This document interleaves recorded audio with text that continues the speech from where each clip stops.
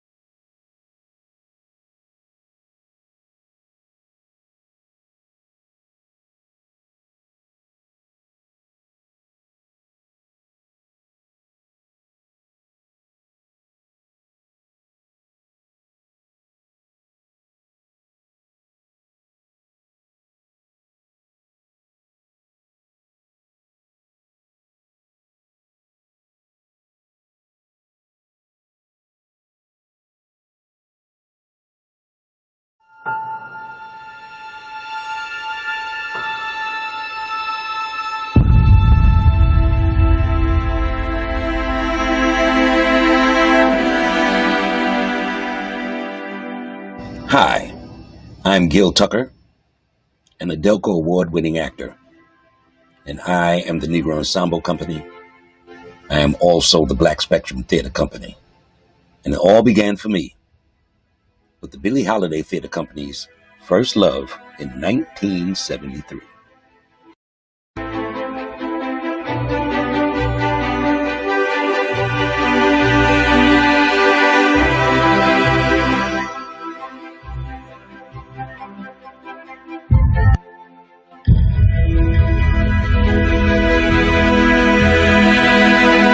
Hi, I'm Edith Jason, and I am NEC.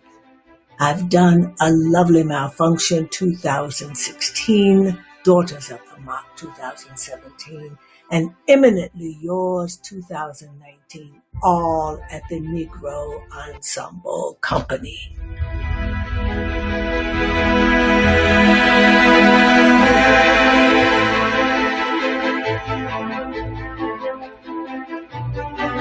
Hi, I'm Mark Elise, and I am NEC. I've been a part of the company since 2020 when I was cast in Photograph, Lovers in Motion. A great play written by Ntozake Shange and directed by her sister, Ifa Baeza. I am NEC.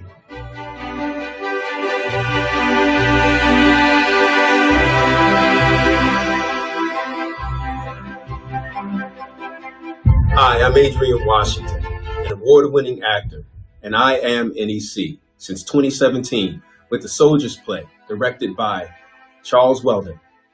Hercules Didn't Wade in the Water, also directed by Charles Weldon. And most recently, A Photograph, Lovers in Motion, by Ntozake Shange and directed by Ifa Baeza. I am NEC.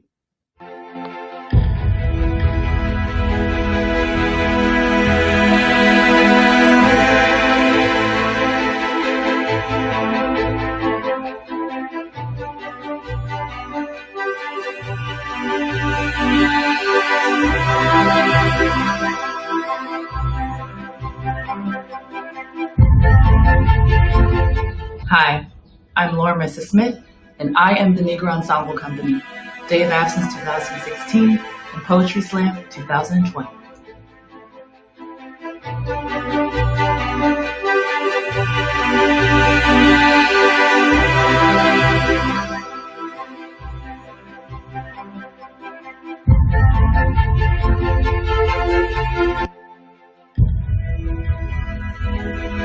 Hi, I'm Chaz Rubin, and I am NEC.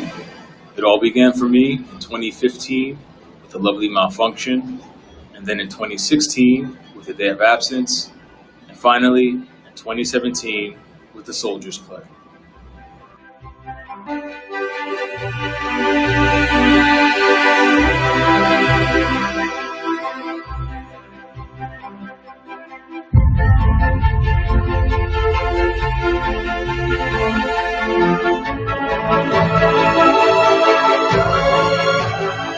Hi, my name is Michelle Baldwin and I am NEC, Video Tech Designer, Charles Weldon Memorial, Eminently Yours, and Grandma's Quilt, Negro Ensemble Company.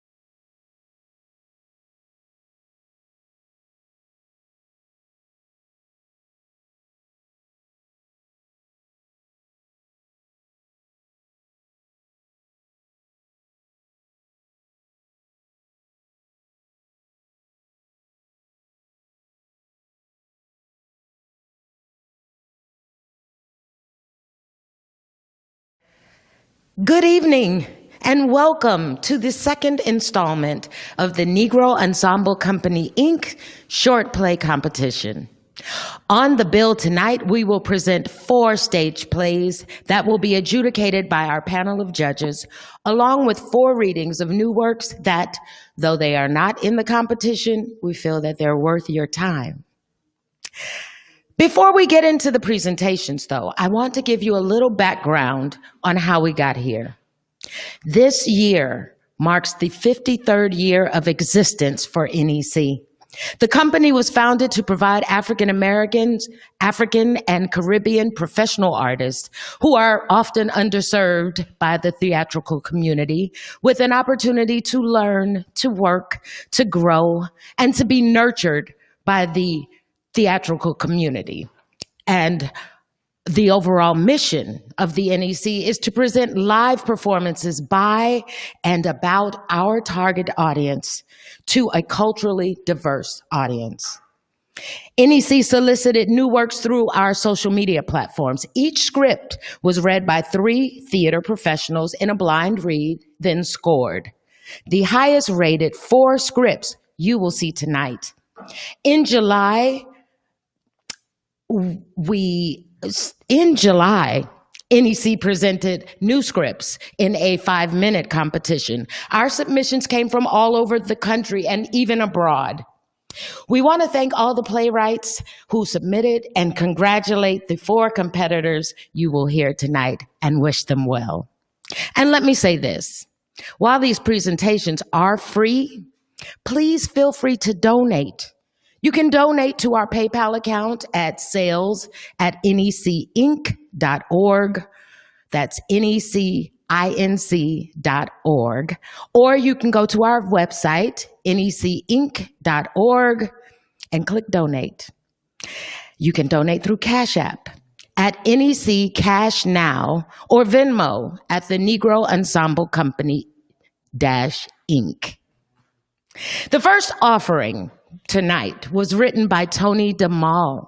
Tony DeMalle lives in the southwest of England and spent more than 30 years working with victims of abuse and disadvantage before turning to writing.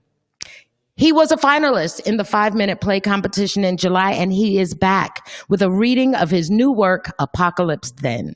So once you hear that, they will be followed by The Moors, Chris Eli Black, I Love You But by Christine HSU, and Rite of Passage by Devin Porter. Until then, sit back and relax, and there will be more from me in the evening later. Thank you so much.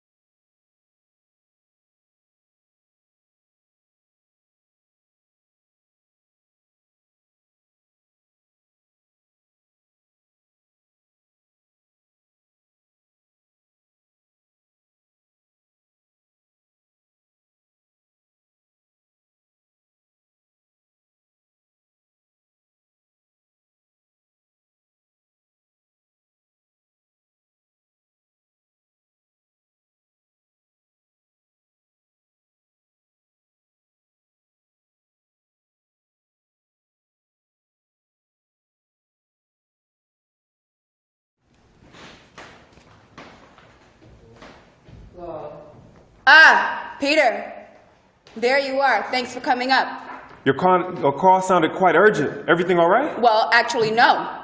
I wanted to see you because I've been getting a lot of complaints about one of our departments. Really? Which department? Apocalypse. Apocalypse. But that's one of our best. What's wrong? Lots of complaints about the Four Horsemen. Well, I have to say I'm really surprised. All four horsemen have had a millennia of training for their roles, and I thought they really hit the ground running. I thought they were doing a great job. They're very enthusiastic. I mean, you only have to look down there to see they have war, famine, pestilence, and death off to a fine art. Yeah, Peter, I don't doubt their enthusiasm, but I'm getting a lot of complaints that they're not even-handed. I mean, these are just the recorded complaints about famine from Africa. Complaining seems a bit harsh. Famine is excellent at his job. He's inflicted starvation on millions there. He's doing great. I know that's what we trained him for, but I mean, don't you think he's a bit random? Random? Yes, sure he's got people undernourished in their millions in Africa, but look at America. There are people starving there too. Some, yes, but the majority are doing just fine. I mean, have you seen the size of a Big Mac? I'll be honest with you, Peter, I've always prided myself on the company being right up there with the best when it comes to equality. I mean, but the starvation does seem to be a bit concentrated in some places, and people of color. But we do have a cross-fertilization policy. What? Each of the four horsemen's work complements each other. So, for example, where famine can't get them, death will step in and take people out with high cholesterol or high blood pressure or diabetes. Wait, so you're saying to me that we have a deliberate strategy to starve some people and kill them by overfeeding?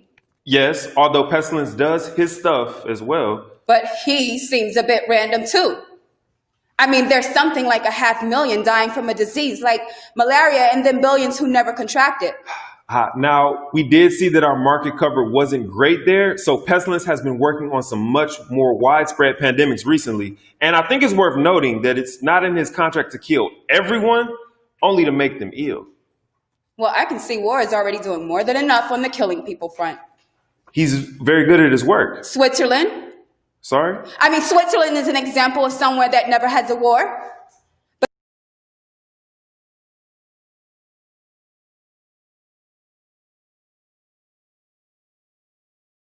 Asking why we never have war in Switzerland and then we have them in others. War is doing its best. If you want conflict across the globe, you need more horsemen. Don't forget, we tried world wars twice and they just weren't sustainable. So you're saying to me that the 4 horsemen of the apocalypse is not enough? The original business plan never envisioned a population approaching 8 billion. Peter, you're suggesting that war, pestilence, famine, death have too much work and can't cover the whole earth? They can't. So they focus on particular areas and particular people. But some areas and some people are completely untouched. There's only so much suffering that can go around. Peter, I'd like us to look at things having a bit more equality. In what way? Well, for example, why does all war have to be in the same places? It's not all Predominantly it is. And why does starvation and the worst disease have to be concentrated on people of color? Is it? Yes, as is poverty, which means a shorter lifespan, so the same people are getting more attention from death. Well, when you put it that way... These people are right to complain, Peter. So what would you like for us to do? I want things evened out. All of our customers should have the same quality of service. What does mean? They won't like Who? it. The rich. There's a significant majority down there who have enough cash to insulate themselves from famine and pestilence. It doesn't matter how hard these two work. They can't make much of an impact. But you said the four horsemen were engaged in cross-fertilization. They are, but war and death can't make much of an inroad with the wealthy or the entitled either. Why not? Well, they tend to have all the resources. That means they're able to shift inequality and armed conflicts on the others and keep death at a distance, or at least for longer than the poor. I can't believe this. I mean, I've always imagined we trigger the apocalypse and the whole world would have an equal share in armed conflict, disease, and starvation, and that will culminate in the death of everyone. End of days. Now you're telling me that it's actually the minority who are having it fall on them?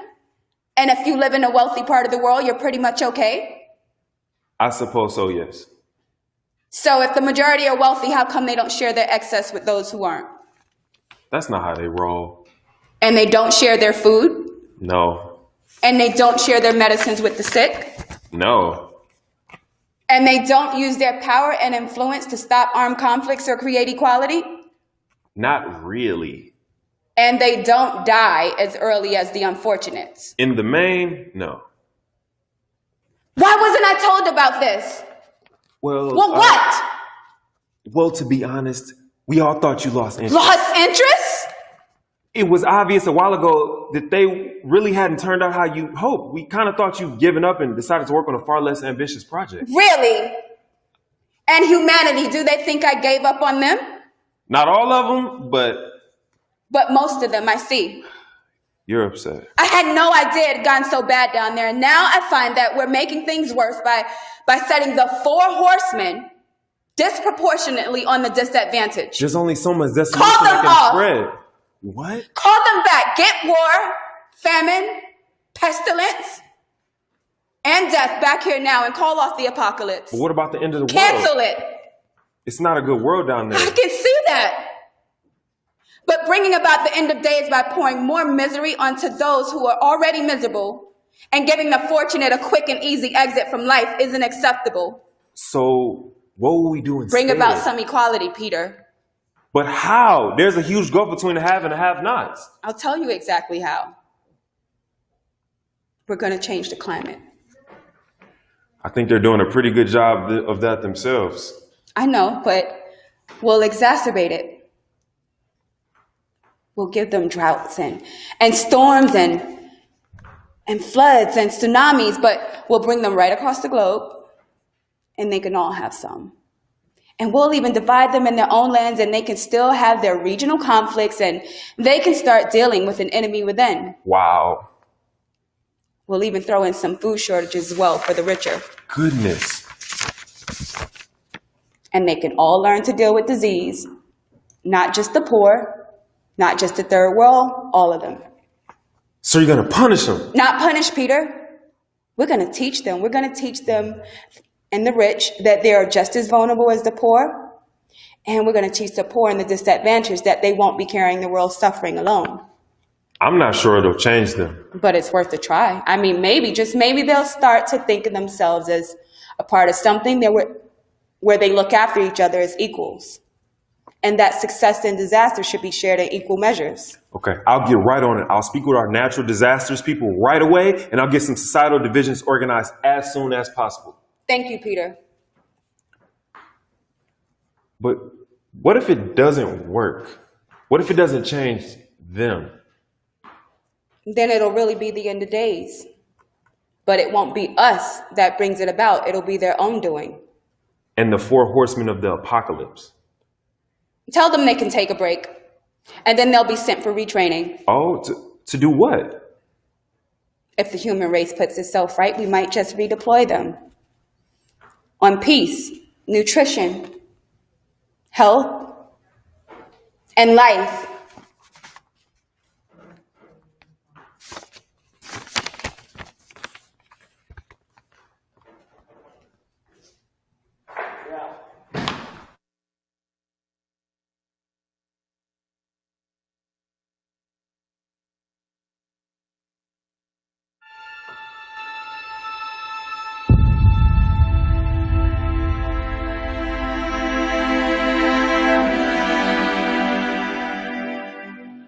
Hi, I'm Gil Tucker, an Adelco award-winning actor, and I am the Negro Ensemble Company.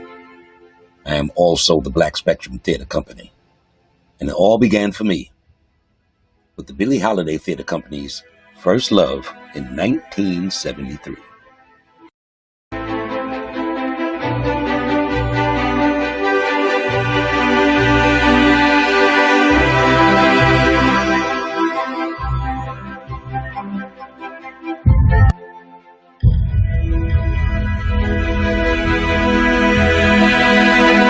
Hi, I'm Edith Jason, and I am NEC.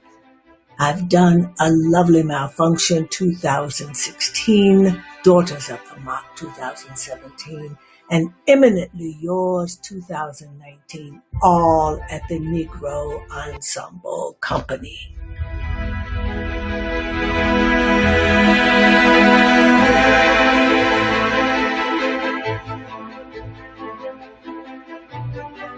Hi, I'm Mark Delise, and I am NEC. I've been a part of the company since 2020 when I was cast in Photograph, Love is in Motion. A great play written by Ntozake Shange and directed by her sister, Ifa Baeza. I am NEC.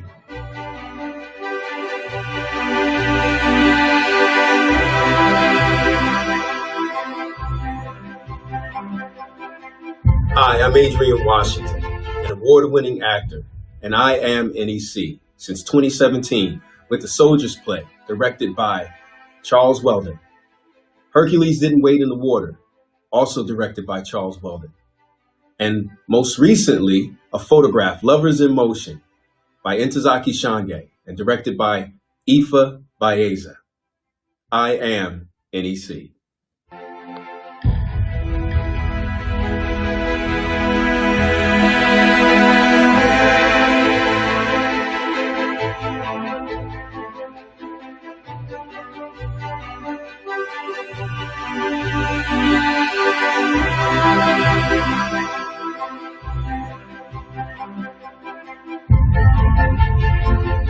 Hi, I'm Laura Mrs. Smith, and I am the Negro Ensemble Company, Day of Absence 2016 and Poetry Slam 2020.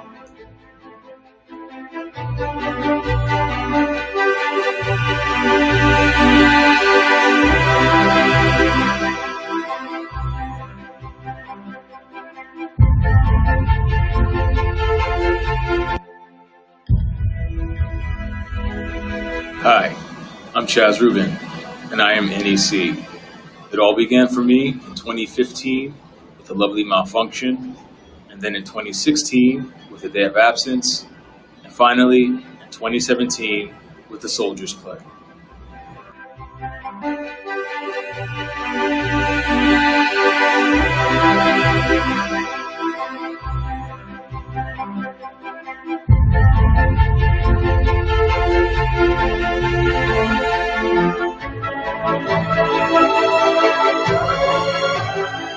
Hi, my name is Michelle Baldwin, and I am NEC, Video Tech Designer, Charles Weldon Memorial, Eminently Yours, and Grandma's Quilt, Negro Ensemble Company.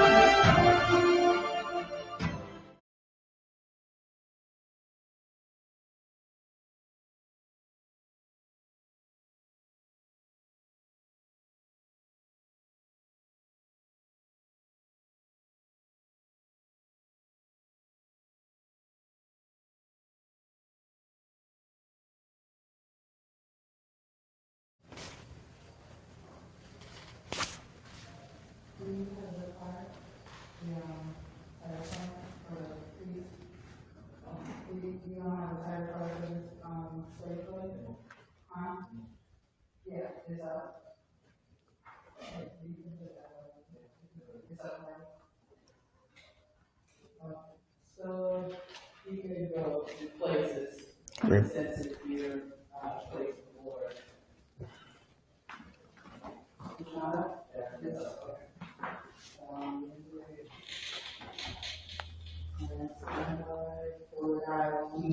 It's all the auditorium.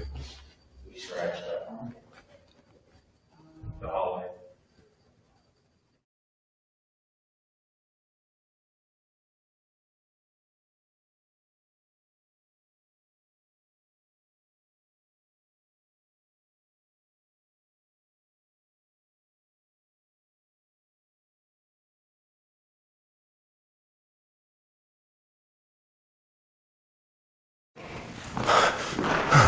Sorry, I know I'm late. I've been trying to call you. I know. I was rushing. I was so excited, I couldn't even get to sleep. I don't think I got to sleep until like 6 a.m. The sun was already coming up and everything. I ended up missing my alarm. Look, do you want to go grab something real quick?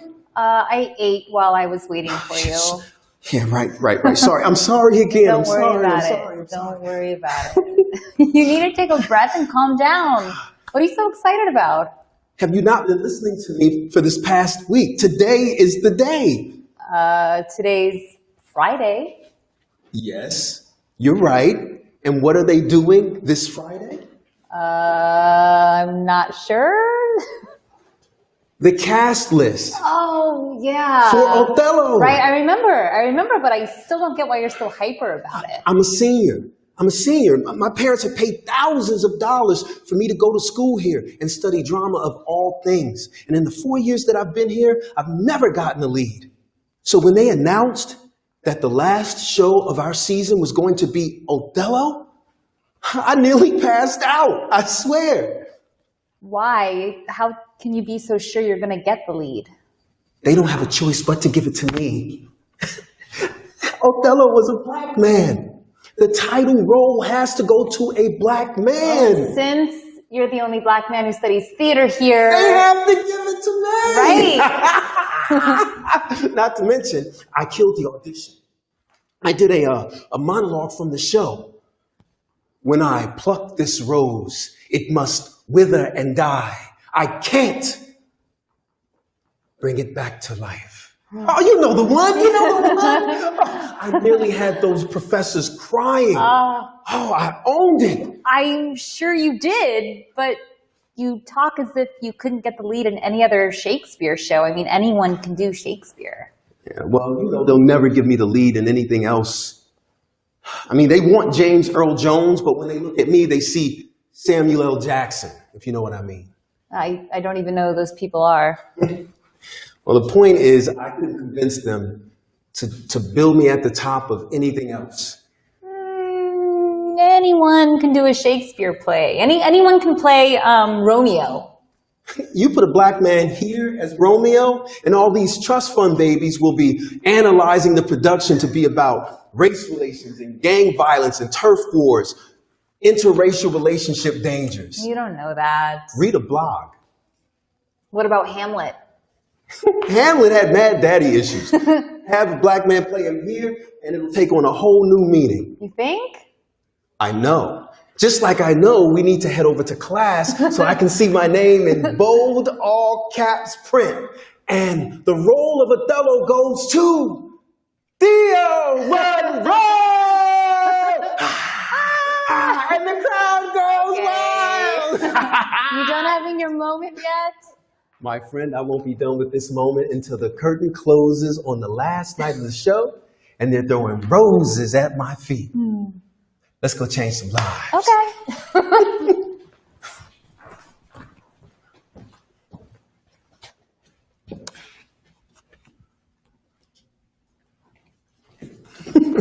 Oh, I see the cast list right over there. You want to go look? No. I'm nervous. What? I don't know why, but I am. What happened to that? I know I got it confidence. I mean, it's still there, but I don't want to make a scene, you know? I mean, there's never been a show led by a person of color here at this school, ever. It's like I'm making history. So You want me to check first? Exactly.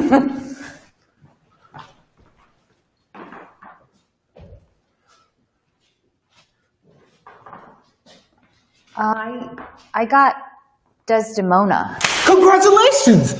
Oh, wait, I didn't know you auditioned. I didn't. What? I didn't audition. I wanted to help with costumes. Oh, Penny auditioned. Oh my God, I wonder if she's seen it.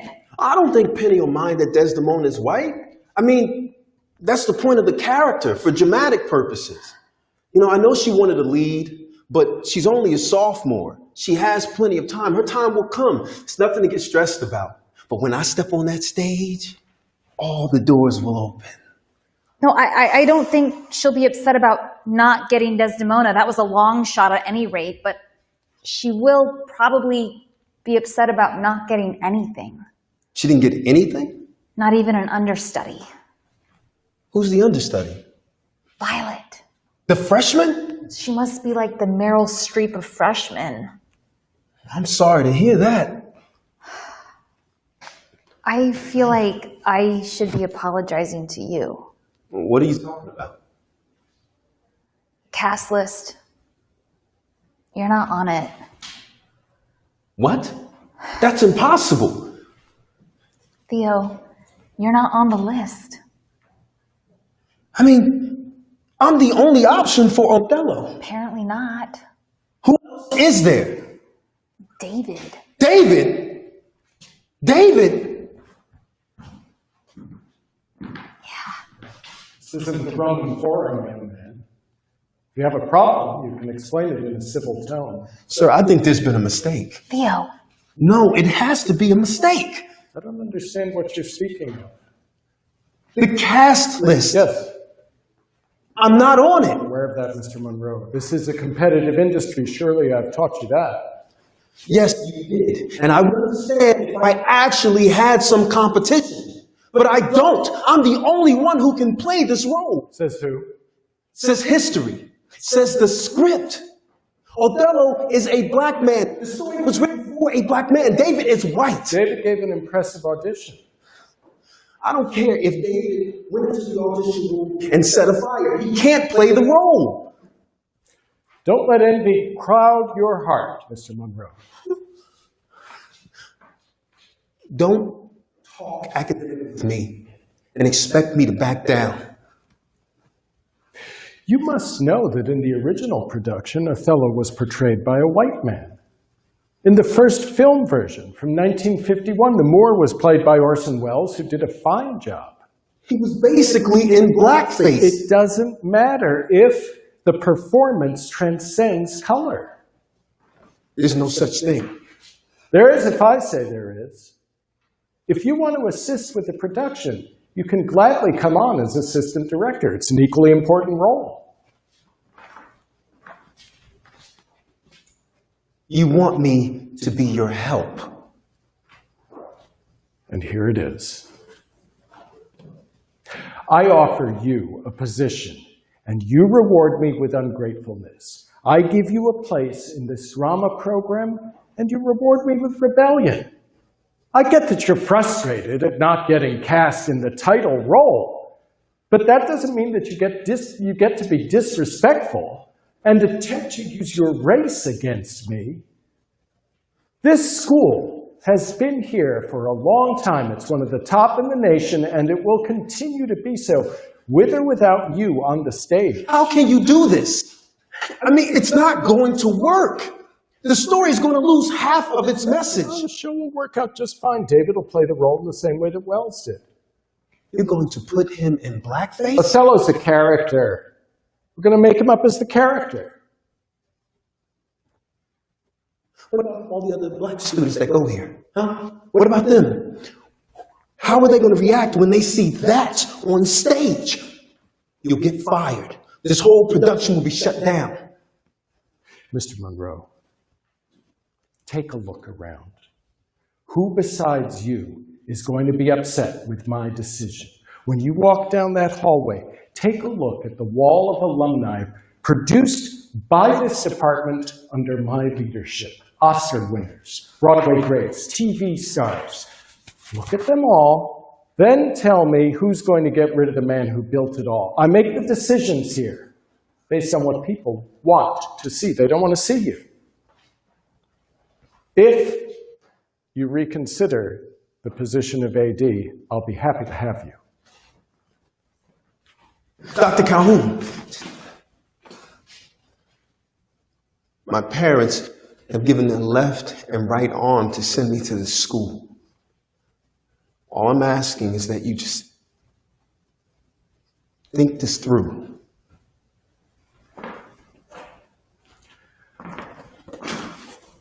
When we do a raisin in the sun, I'll call you.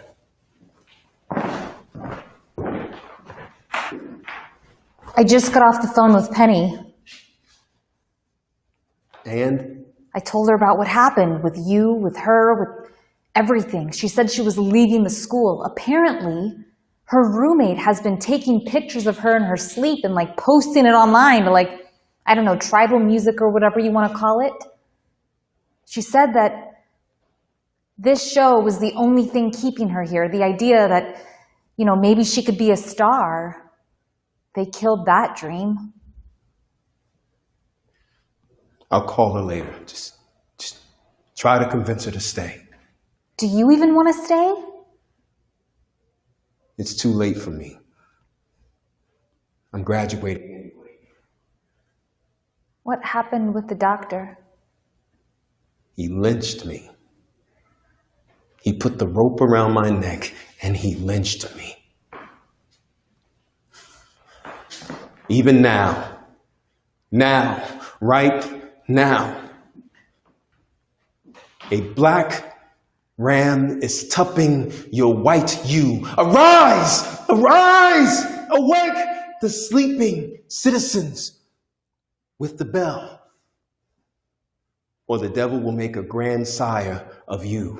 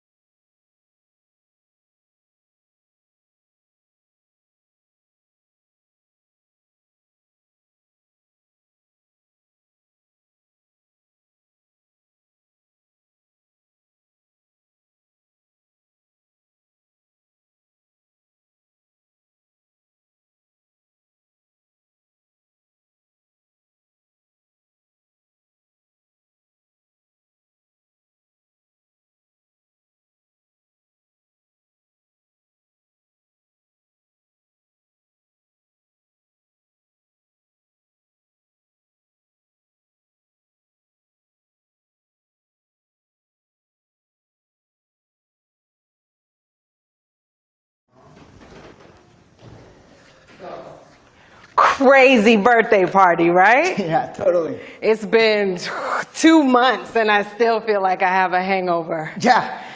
I kicked your ass at ping pong at Easy Tizer. I let you win. Sure. I want a beer. Do you want a beer? No, could you sit down? Yeah, I'll be right back with a drink. No, sit down. Okay. What's Your up? birthday party was really fun. Yeah. I mean, I was drunk, you were drunk, we were consenting and having fun consenting. Yeah. I'm pregnant. What the fuck? We used a condom. Well, I think we used a condom, but it must have broken. How slutty are you? Fuck you. You know I was only sleeping with Daniel for 3 years before we broke up. Didn't you tell me you broke up with Daniel the night of my party? That's besides the point. Fuck! What are you gonna do? I don't know. I really don't want to be a dad my senior year of college. Me either. Well, Mom, for me. We both fucked this one up together. Yeah. Look, you know I love you, but you're like that bro friend with tits. Thanks for the compliment. You're like my best friend that's a girl, okay? We shouldn't have slept together, but you were drunk and you needed comfort. And you were drunk and horny as hell. Yeah, true. I was needy and needed a rebound. That's where I came in to help you out.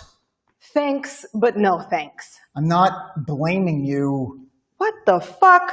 I'm not blaming you either, but it takes two to fuck.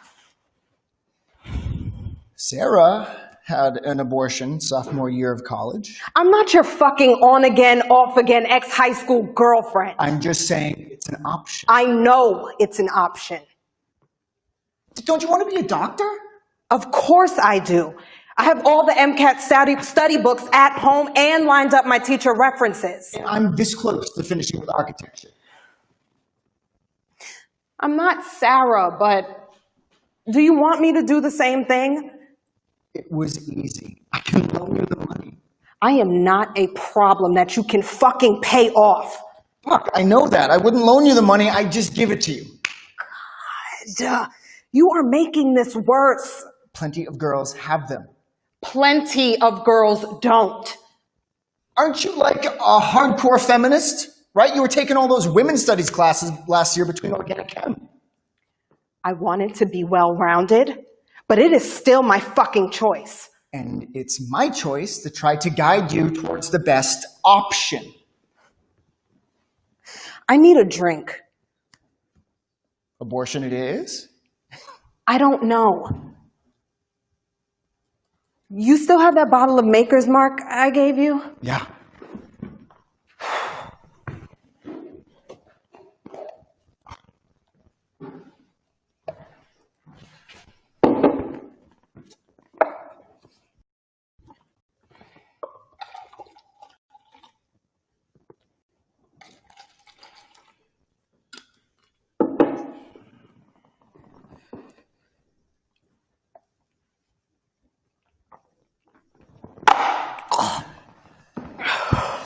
Dead baby it is. Fuck you. A shot isn't going to kill it right away. Double shot. Double shot isn't going to kill it either. I could push you down a flight of stairs and make it seem like an accident. Assault lately? If consenting. Nah, I'd rather not fall down a flight of stairs pushed by the guy that knocked me up. Not a good look, bruh. You got a point. I mean, we're not poor. Both our dads are doctors. Mine's a dentist, but close enough. My mom's a lawyer, and she's way too busy to raise another baby. Your mom doesn't work? No, she doesn't work, but she's on like 5 or more charity boards. So many galas to plan. You don't want to plan galas for the rest of your life? No, I don't want to be like my mom. How do I? I was a mistake. No, you weren't. No, I was. My parents had a shotgun wedding and had me. I knew the timing was off because I was supposedly a preemie, but I was a fucking fat ass kid. You never told me that. You're my bro best friend, but it was superficial shit. Getting drunk, playing ultimate frisbee, beer pong, and quarters. Dude, I helped you study for organic chem. Yeah, but I helped you too. Yeah, no shit, I would have flunked without you. Thank God I switched from pre-med to architecture. I don't want to fail at life. You won't. You're like the smartest girl I know. The smartest girl that you fucked up and got pregnant. Come on, man, don't say that. I want an abortion, but then I don't. I don't want to be that fucking statistic of a girl knocked up. Plenty of asshole guys are the ones to do the knocking up. Okay? You weren't alone there. I am so scared. I know. I mean, I don't know, but I know. I don't know what to do. Whatever you want.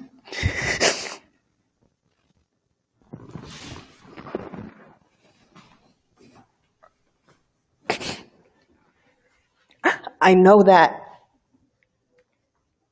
I'm trying to be comforting. Yeah. My hormones, they're just all out of whack. Justified. Maybe I should just go home. I thought I should let you know. No, don't go. Just stay and talk. What else is there to talk about? What have you decided? I'm still figuring it out. Look, if you kept it, would we have to, like, stay together? It's not like we're in love. It was an intense night of lust. I don't even think I came. Ouch. Hey, we were both sloppy. I know you definitely fucking came. Have you told anyone else? Layla. Fuck. Layla hates me. No, I mean, she never liked you, but now she definitely hates you. You've been trying to hit her up since freshman year, since the dorm. Yeah. Things don't change. Still with Saintly Stan? Yeah. Some Christians are waiting for marriage. We're just those atheist fuckers who screwed each other over. I'm agnostic, not atheist. Close enough. No God can mean no baby. You're not going to hell because there is none. Being atheist doesn't mean I don't want to bring life into the world. I'm going to be a doctor one day, for fuck's sake. Dude, the world is already screwed up as is. You've got income inequality, global warming, gentrification. Do not be a fucking woke police. I know you're still the guy who did a keg stand last weekend at a frat party. Yeah, true. I don't know. Maybe it's narcissistic, but I want to see a little mini me out there. Oh, you mean like Austin Powers style? No, not a shrunken down version of me, but someone that I can pass my knowledge down to. And your horrible mistakes? Well, maybe I can teach the little one a thing or two about life. I'm not going to marry you. I didn't ask you to. I'm just putting it out there. If you decide to keep it, I can help with money if I get any money, but I am not the husband that you're looking for. I don't fucking want to marry you either. Good. Thank God if there is one that's decided. I don't want a relationship like your parents. Fuck, I don't think anyone does. That brunch was fucking terrible. My mom shouldn't have brought the tennis instructor.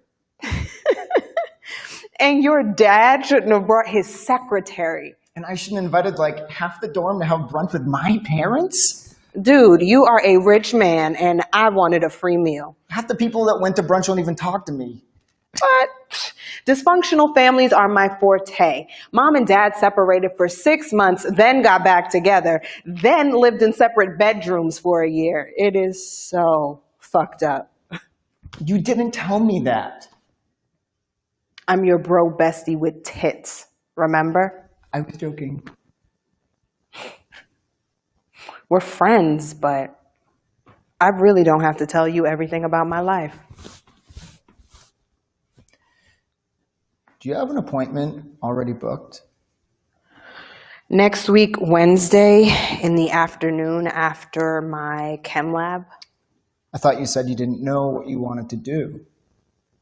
I didn't know, but I wanted to have options. If you do go, can I come? If I do go. Do you want another shot? Yeah.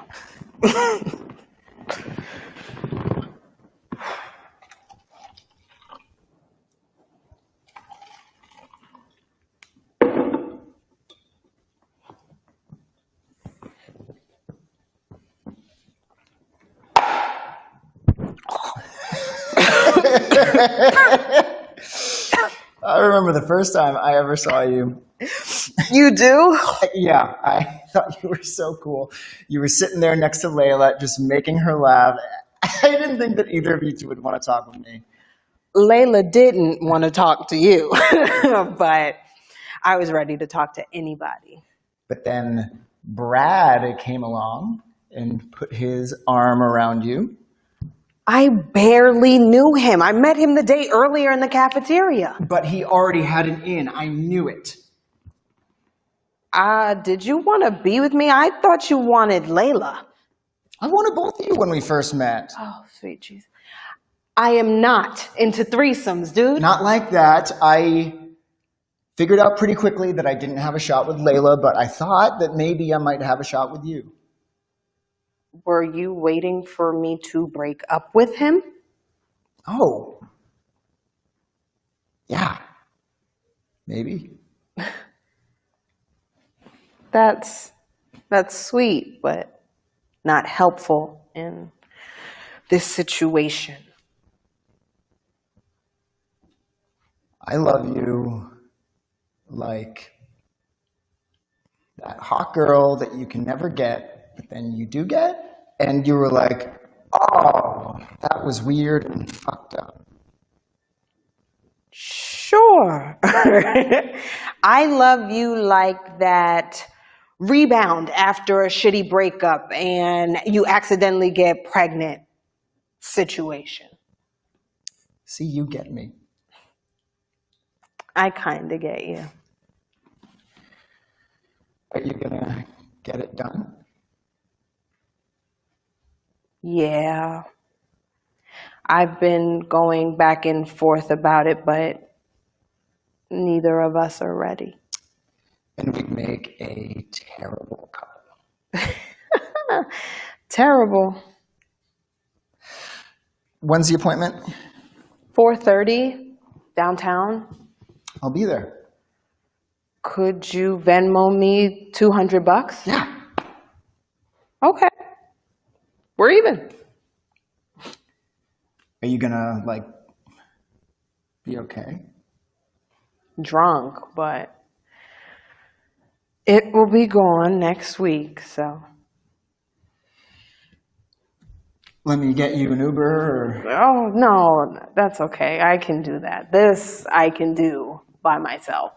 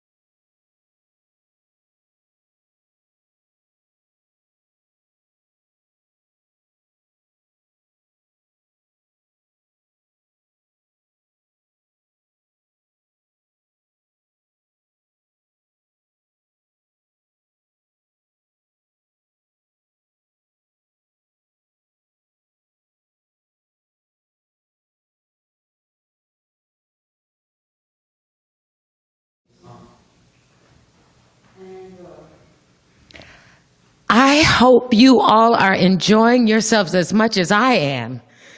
We want you to remember the presentations are free, but please feel free to donate. You can donate to our PayPal account at sales@necinc.org or go to our website, necinc.org, necinc.org,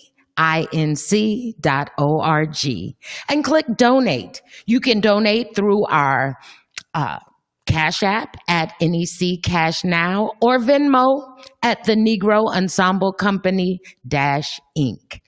Right now, we are going to take a brief break. So you go get some food or a little air or do what you do, but don't forget to come back.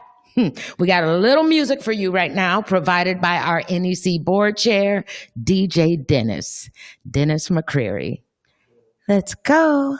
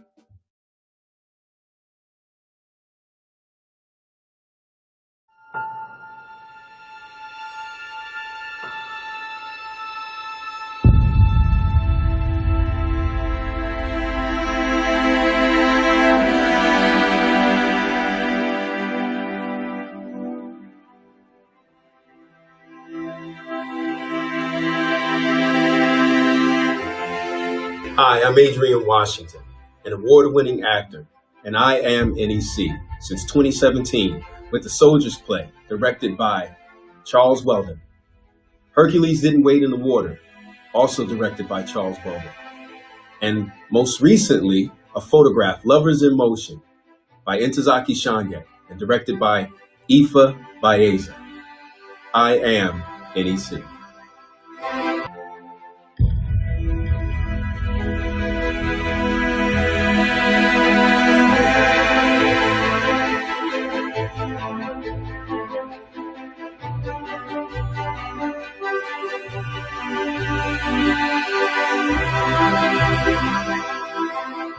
Hi, I'm Mark Elise, and I am NEC. I've been a part of the company since 2020 when I was cast in Photograph, Lovers in Motion. A great play written by Ntozake Shange and directed by her sister, Ifa Baeza. I am NEC.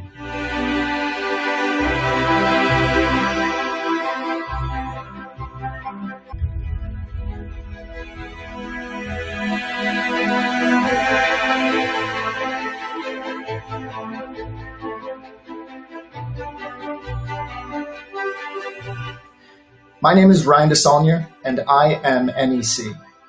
I was in 2019's production Imminently Yours, written by Karima, and will also be in Negro Ensemble Company's 5-minute play competition this June 26th.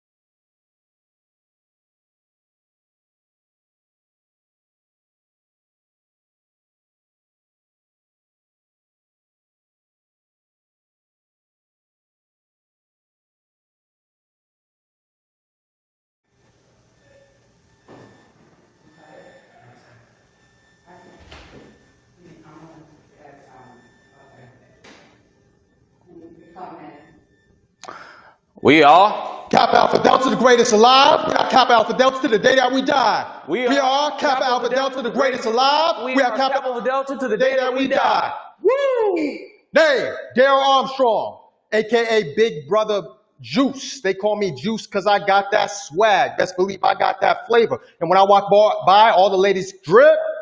Name, Ben Armstrong, a.k.a. Big Brother Achilles. They call me Achilles because I'm strong and strong. A warrior amongst warriors, 24/7, 365. When my brothers name me, I always hold it down, ready for battle.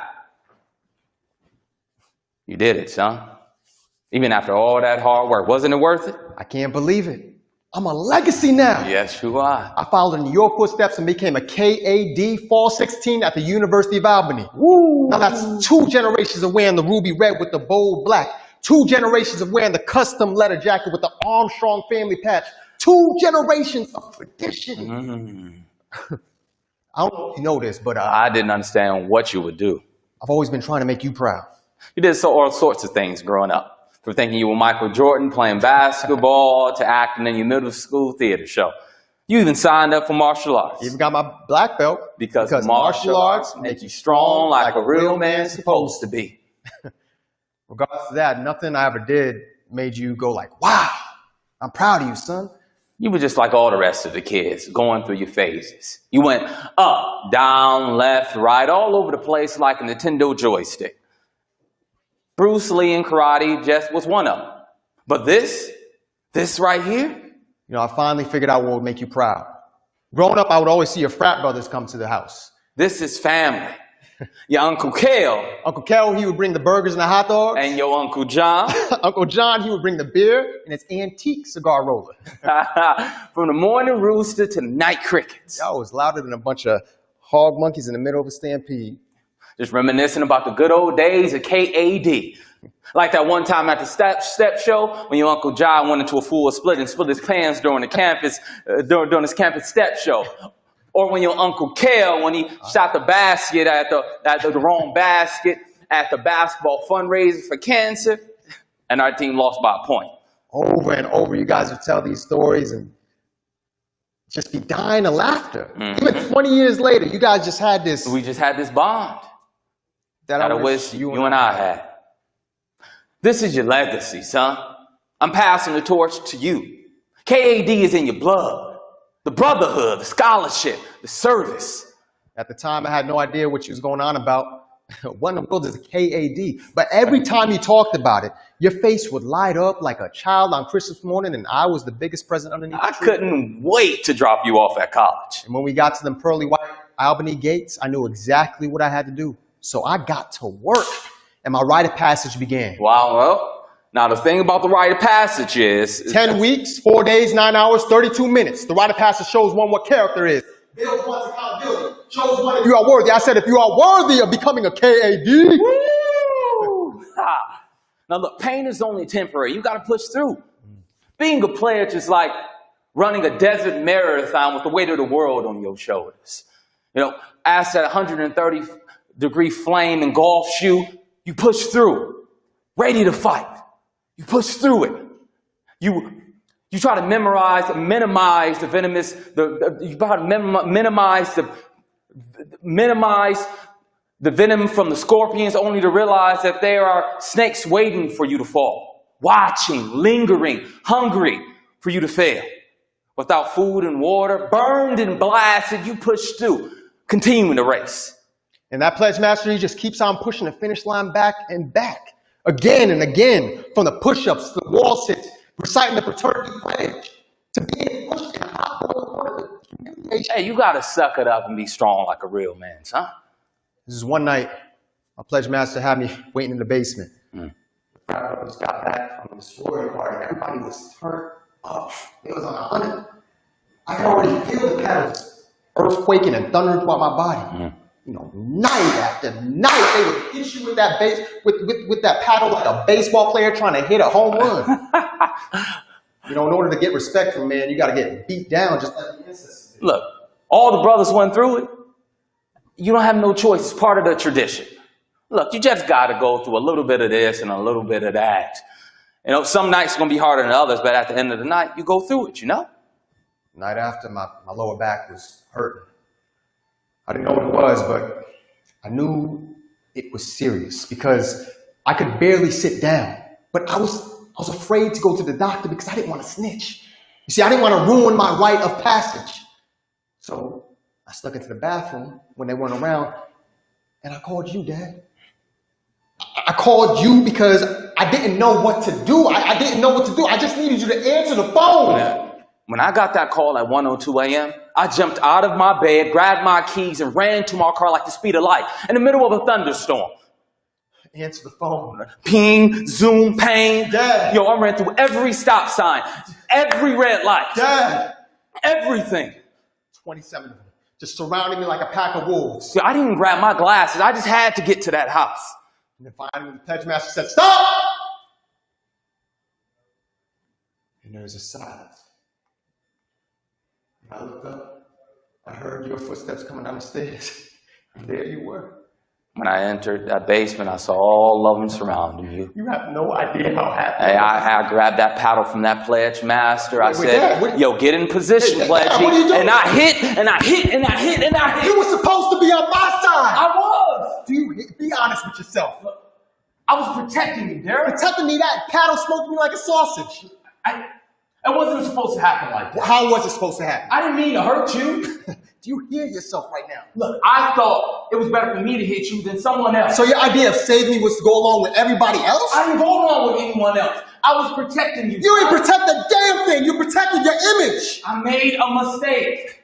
I only wanted to be the son you wanted me to be. I know that. I just wanted to make you proud. Look, I thought I was being a good father.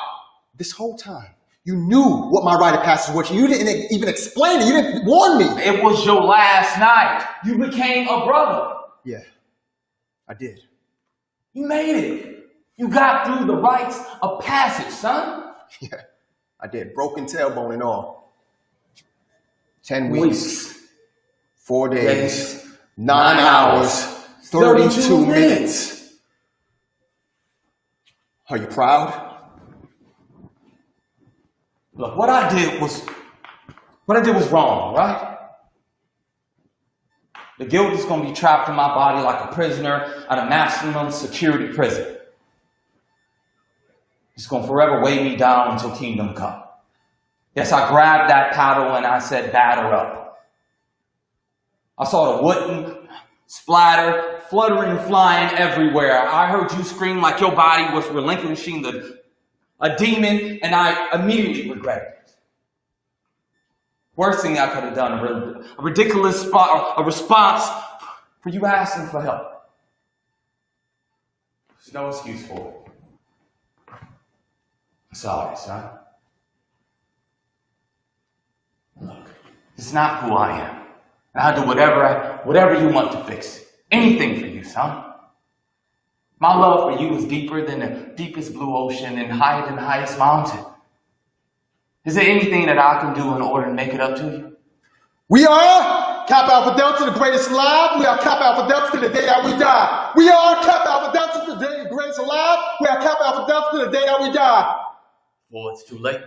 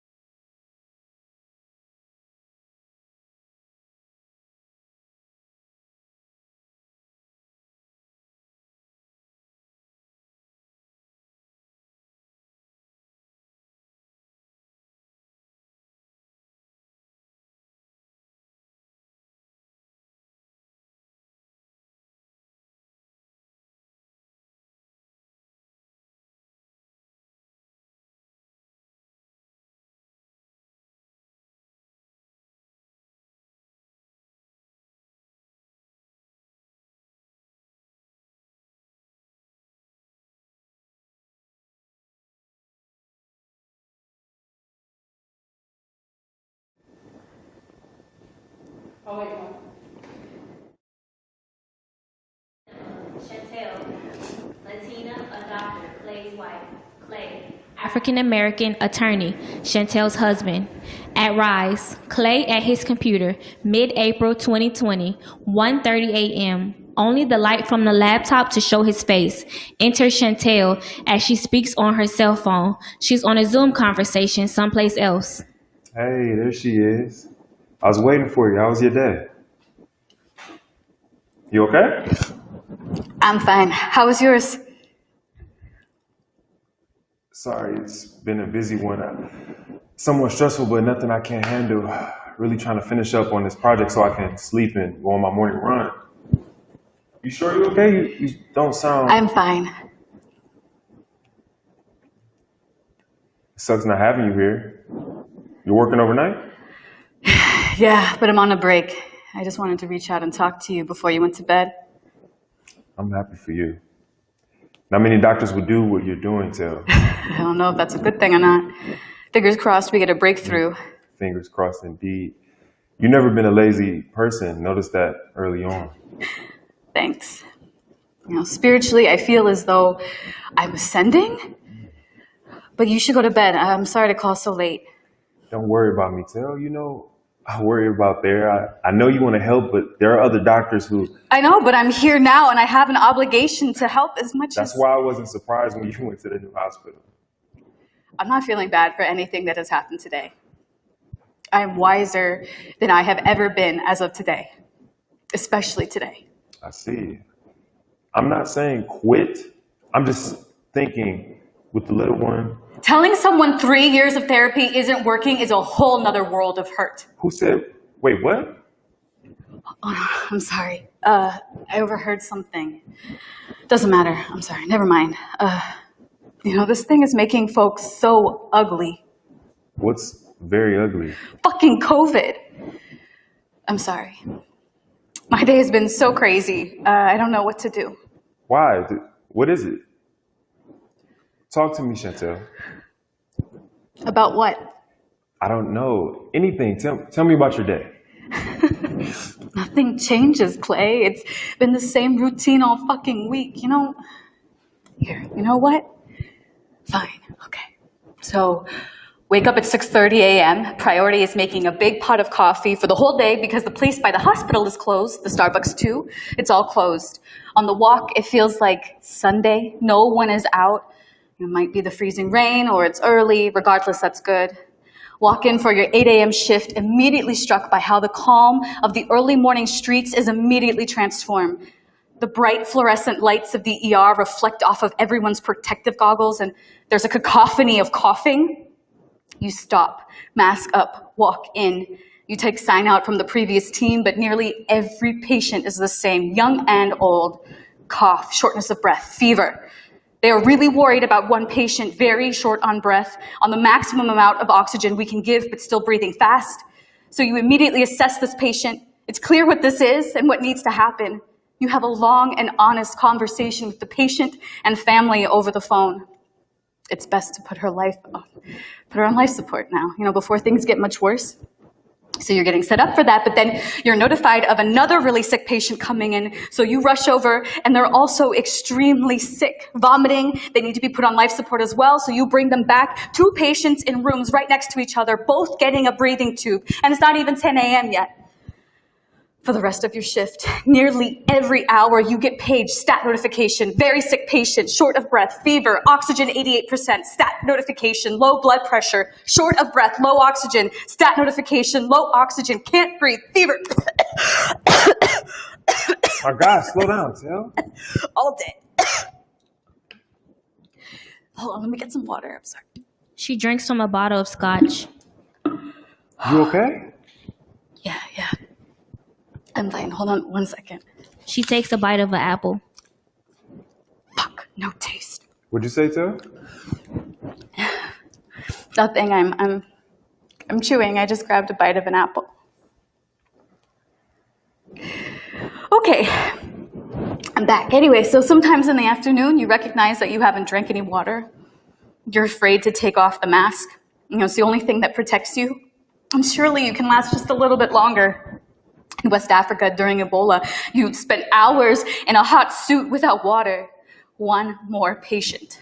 By late afternoon, you need to eat. Restaurant across the street is closed, right? Everything is closed. But thankfully, the hospital cafeteria is open. So you grab something, wash your hands twice, cautiously take off your mask, and eat as fast as you can. Go back, mask up, walk in. Nearly everyone you see today is the same. We assume everyone is hashtag COVID-19. We wear gowns, goggles, and masks at every encounter all day. It's the only way to make sure that we're safe. And where did all the heart attacks go? Where did all the appendicitis patients go? It's all COVID. When your shift ends, you sign out to the oncoming team. It's all hashtag COVID-19. Over the past week, we've all learned the signs. Low oxygen, lymphopenia, elevated D-dimer. You share concerns of friends throughout the city without PPE. Hospitals running out on ventilators. Before you leave, you wipe down everything. Your phone, your badge, your wallet, your coffee mug, all of it. Drown it in bleach, everything in a bag. Take no chances. Sure you got it all? Wipe it down again. You can't be too careful. You walk out and you take off your mask and you feel naked and exposed. It's still raining, but you want to walk home, feel safer than the subway or the bus, plus you need to decompress. The streets are empty. This feels nothing like what is happening inside. Maybe people don't know. You get home, you strip in the hallway, and it's okay because your neighbors know what you do. So everything in a bag, run to the shower, rinse it all away. Never happier. Time for family. You reflect on the fact that it's really hard to understand how bad this is and how bad it's going to be if all you see are empty streets. Hospitals are nearing capacity. We're running out of ventilators. Ambulance sirens don't stop. And everyone we see today was infected a week ago or maybe more. The numbers will undoubtedly skyrocket overnight as they have every night the past few days. More will come to the ER. More will be stat notifications. More will be put on a ventilator. We were too late to stop this virus. Full stop. But we can slow its spread. The virus can't infect those that it's never met. Stay inside. Social distancing is the only thing that will save us now. I don't care as much about the economic impact as I do about our ability to save lives. You might hear people saying that it isn't real. It is. You might hear people saying it isn't bad. It is. You might hear people saying that it can't take you down. It can. I survived Ebola, and I fear hashtag COVID-19. So do your part, stay home, stay safe. Is it really that bad? So you want to come home? Clay, you know I can't. But what is done is done. I miss you so much. I miss you too. Oh, this is so rough. Thank you for sharing. For what it's worth, I commend you for your strength during all of this. You're not alone.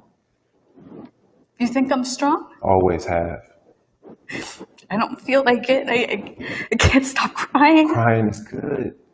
I've been writing.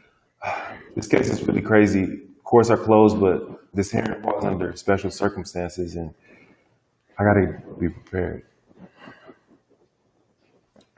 Thank you for being here for me.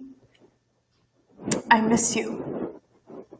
Try and get some rest, Phil. Drink some more water. You too. I don't know what I'd do without you. Sweet dreams. By the way, I owe you a hug, though not sure when. Yes, I love your hugs. I wish I had your strength. I know. You're the guy who took my blood last week? Mm-hmm. I brought flowers and cookies. That's nice of you. That's me. Unemotional, compassionate. Very hard, but I love. What'd you say? I love you, Clay. I love you too. Good night. Both hang up. Moments later, his phone rings again. He answers. Tell, you okay? What's up? Yeah, nothing. I'm just in my head, you know. I'm good. I forgot to tell you about the folks around here, you know. It's a smaller turnout than we anticipated, so we're a little ahead of schedule. Did it come yet? Do you mean your package, the certified mail? Yeah, it's here. Okay, good. Wait and read it tomorrow. But it's addressed to you. I know, but it's for you, so read it tomorrow. Oh, it's late. I miss your smile, Clay. Yeah, I miss yours too. You don't have to say it. I know what you're thinking. What am I thinking? Never mind. I know. No, say it. If you're thinking that I don't trust you, you're wrong, because I wouldn't be having this baby if not. Clay, I gotta go. We're starting back up again. I just called to check in to see how your day's going. Okay, I'll talk to you later. I love you. She hangs up. Lights down on her. Bang. Thump. The sound of a lifeless body hits the ground. After a few moments, he calls back. Phone rings. No answer. Calls back. Straight to voicemail. He looks out to the audience with confusion. He looks down at the certified letter, hesitates, opens it, and reads. Clay, by the time you get this, I'll be gone. The other day I tested positive, and the odds of me surviving are too slim, and even worse for our child. I don't wish for you to go through such pain. I love you. Te quiero. After a while, his phone rings. He is in a panic. Hello? I forgot the bullets.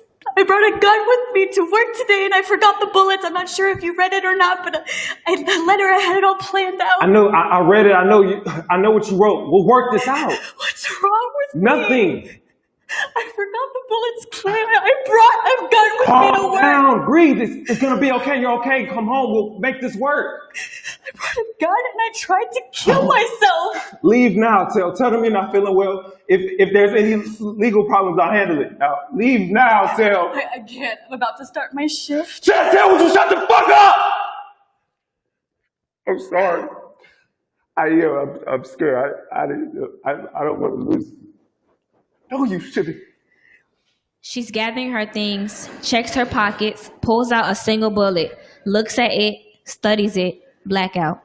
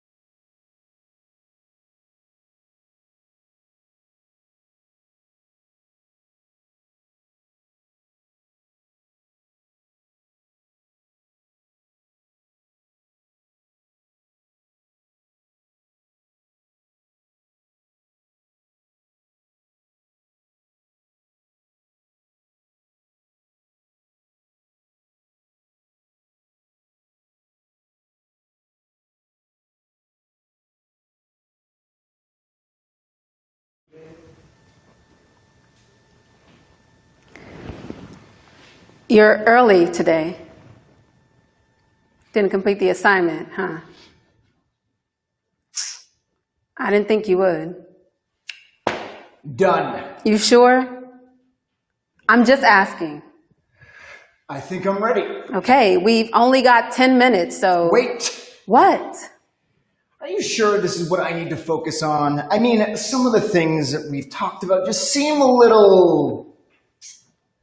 A little what? Bizarre to me. Okay, look, you asked for my help. You reached out to me. Now, if I'm not the person you need, just let me know. I'm the best at what I do, and I've got the track record. It's called undefeated. The choice is yours, Kelly. No, I trust you. I trust you. All right. Okay. So, what's the first one on your list? I'm on your side. It's good. Pretty basic and safe, but good. What's next? I'm the candidate you can count on. You pretty much just said the same thing. It's redundant. Didn't we have this discussion? We did, but I just kind of wanted to get the simpler phrases out of the way so that I could get the people on my side. The people? Yeah. How about you just stick to the plan and let me worry about the people? That work for you? Huh? Yes. Now, are you ready? What is that? Answer the question. Words. Use your words. Right. The more you tell them, the more they believe. Seeing is no longer believing, but hearing is. Got it? Do you? Do you really? You've got 3 weeks before this election, and you have 7 speaking engagements in front of groups of color and marginalized people. There is no room for error. Okay, Sam. Next. And don't give me any more of that innocuous bullshit rhetoric. We need substance. You need substance. Let's go. I have a lot of black friends. Now we're on the right track. I can tell you're lying. Definitely headed in the right direction. Yeah? For sure. And feel free to interchange that one with some of my black friends are black. Crowds really love that one, and it always elicits a huge response. Okay. Clock's ticking. Right. Okay. I don't see color. Still pretty safe. Again, I can tell you're lying. However, it does cover a huge variety of voters. We'll keep it. You sure? I was a little skeptical about that one. It's fine. Go on. Go. The next ones I thought were pretty strong. Okay, let's hear them. Now this one is specifically for the blacks. Okay.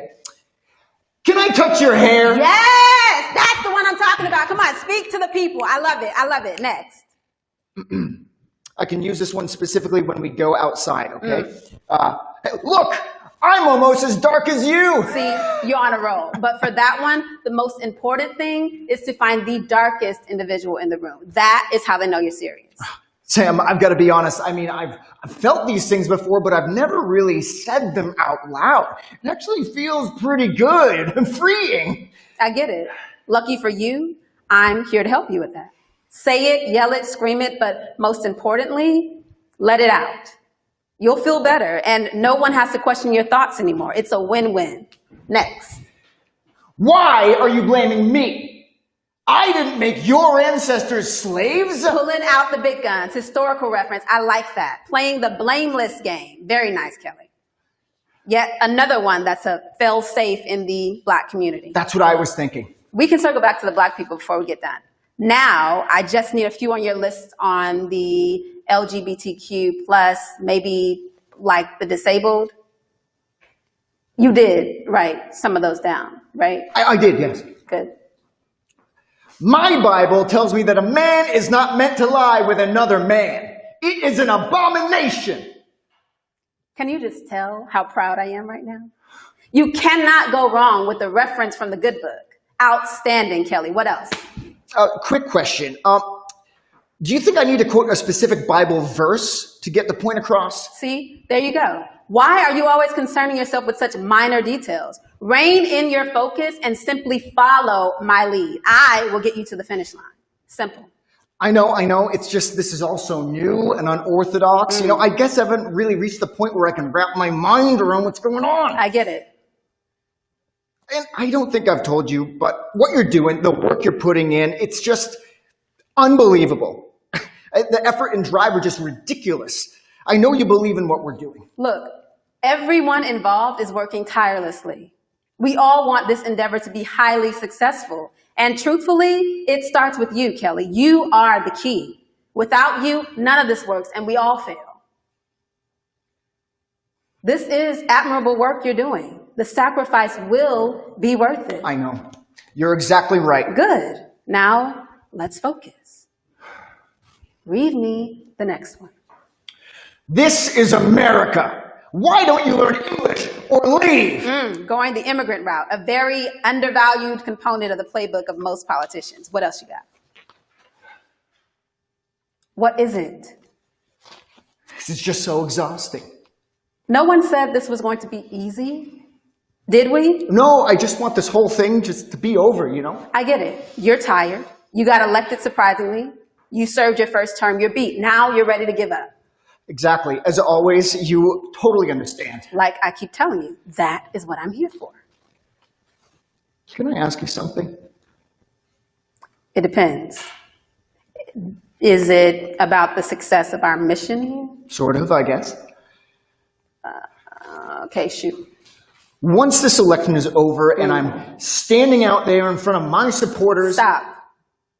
I already know with this, and let me just ease your mind before you get all crazy and stressed. I wrote your speech almost 2 weeks ago. It's good. It's really good. How do you do it? Just how in the world do you even... I was built for this. Opportunities don't just happen by chance. Circumstances arise, and it is up to a select few to capitalize on situations. Ta-da! I'm just ecstatic that you're here, and I know we will succeed. While we're playing chess, others are learning the game of checkers. This time belongs to us. Yes. See, keep that enthusiasm. You're going to need it. Keep your head held high. They'll believe in you, and keep a smile on your face. They'll fall for it every time, no matter what anyone else says. I feel so relieved and so positive that I'm doing the right thing. You are. This is so unbelievable. You know, the way that things are working out. I mean, I told you the first time I ran was because I lost the bet. It was the craziest damn thing. Crazy. I started campaigning and saying all kinds of off-the-wall things and honestly trying really hard to lose. The other candidates were like, they really knew what they were doing. Yeah. I had no clue about any of this. I didn't want the job. It's like the more I tried to push people away, the more attractive I got. It was like I had a huge group of stalkers. Anyway, now that you've shown me who I really need to talk to, I can see things a lot clearer this time. Good. I know you have a hectic schedule, but could I just hear like part of my speech for when this is over? Do you want me to? Just like the beginning is all I want to hear for now. Pay attention. To all of my followers and to those who have remained on this ride with me, I'd just like to say thank you. To those who have remained faithful in times of adversity, even when the facts and logic stood against us, you were with me. To those who carried the torch of pride and never allowed others who were different in any way to invade our God-given fortress, I couldn't be prouder. Wow. Goosebumps. Just watching every time. Wow. Oh, I cannot wait to lose this election. Yes, a lot of people are counting on that. It's been a pleasure. Thank you again. You're welcome. Time's up. Let's go lose an election. Okay.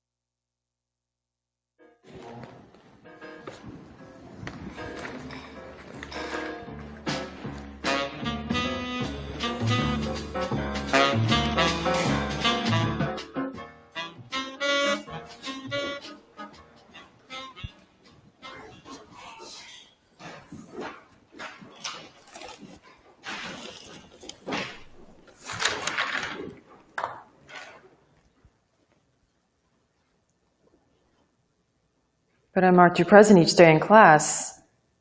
What do you need this for? I got to hand it in. Required. Who's requiring? It has a city seal. You work for the city? No, I just need you to check my attendance. Well, I need you to explain. It's for a job I'm trying to get. And they're asking for an attendance sheet? Look, Mr. Sanchez, sit down.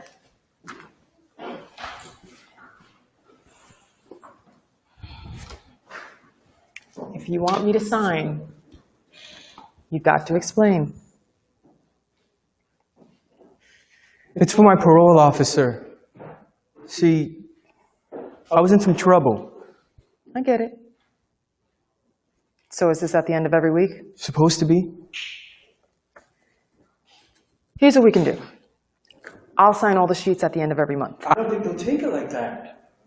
I'm sure they'll agree to it. You don't know parole officers, Professor? What makes you so sure? Well, could you at least sign this one now, and then after, you start your way?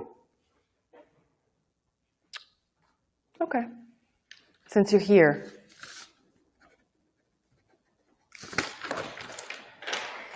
Thank you, Professor. I enjoyed your classes. See you Monday. Actually, I want to say goodbye. Today's my last day. What do you mean? It's only been a week and a half. The semester just started. I got to quit. Then why'd you start? And why'd you just agree to me signing at the end of every month? You lied to me. I didn't lie. You want the truth? Is that going to be too big a stretch? I don't think you'll understand. Why not? Because prison is a different world. Let's leave it at that. I'll see you. How long was your bid? 18 months! Hey, wait. How come you know that word? Bid? I just know. With all due respect, people don't just know it. Not unless... Professor, they told me it was your first year teaching at this school, but I didn't imagine... Before you came here, were you in with the in crowd? No, I was a consultant. Okay, but before that... You got me curious now, Dr. Tavares. You can tell me, I'll keep my mouth shut. You won't even tell me why you're quitting. All right, we'll do a trade. I'll tell you why I was on the inside if you tell me what's going on that you're leaving school.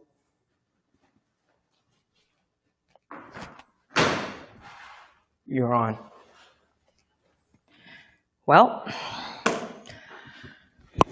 I did 2 short bids. One as a teenager. I was in a clique. Do they still say clique? More like crew now? We went down against another clique. 2 girls were wounded. I got busted. So you were a jitterbug? Who would have guessed? I was all mixed up, just like you must be now. Then, about a decade later, I was a different person. The Ku Klux Klan came to New York, and our organization fought them 6 months for assault. Qué phenomenal. A surprise and a half. I give you props, Professor.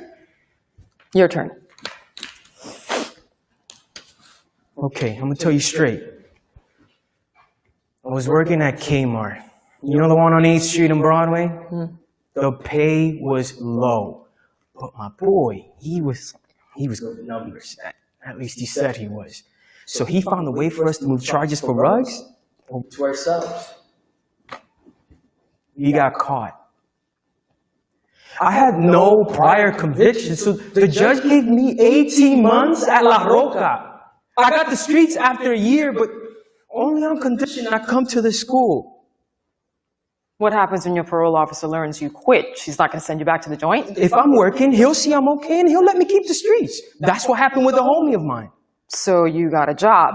There may be a spot alongside my homie. He's going to let me know tonight.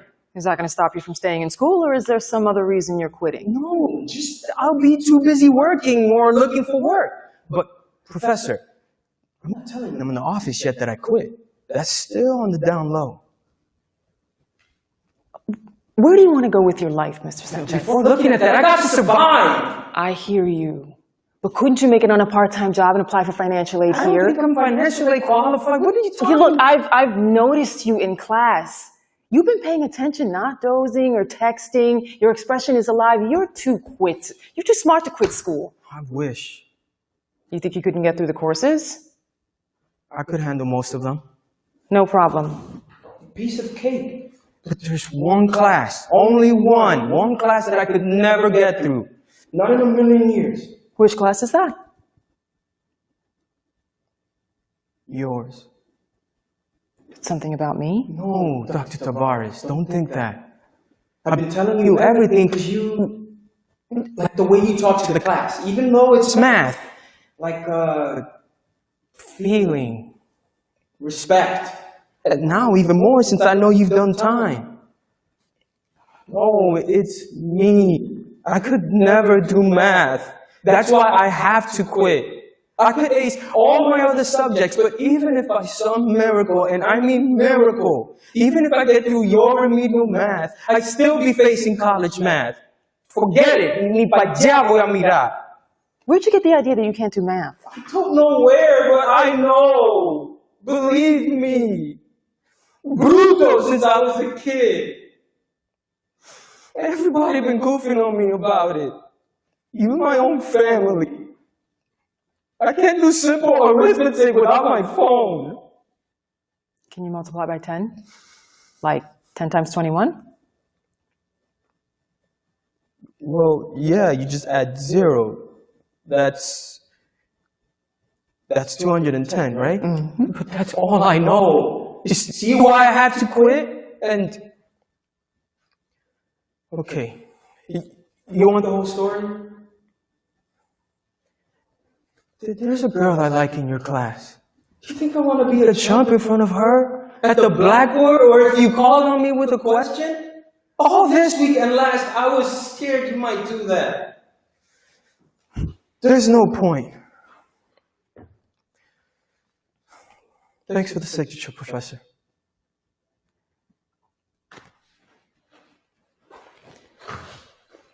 And I appreciate what you told me about yourself. You need to take a test before you go. I'm dropping the course. I don't have to take tests. A quick test, one question. How about you just give me a 0? You have to pass the test. Sit down. No way. So long, Professor. You want me to take that signature back? You said you want to keep the streets. I can call the office and tell them you tricked me into signing that you had no intention of attending. I'd hate to have to send you back inside. You wouldn't do that. Try me.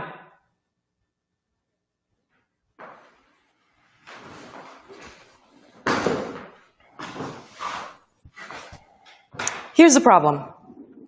How much is 1 plus 2 plus all the way to 20? Okay. No phone. Why not? Yo. How much? No paper or pencil either. What the fuck is this? Excuse my language, but I told you. I'm a Dumbo. You dead ass. Are you giving me Einstein problems? Suppose I help you get started. But first, I'll tell you a story. We back in grade school? This was an ancient time. Actually, I like stories.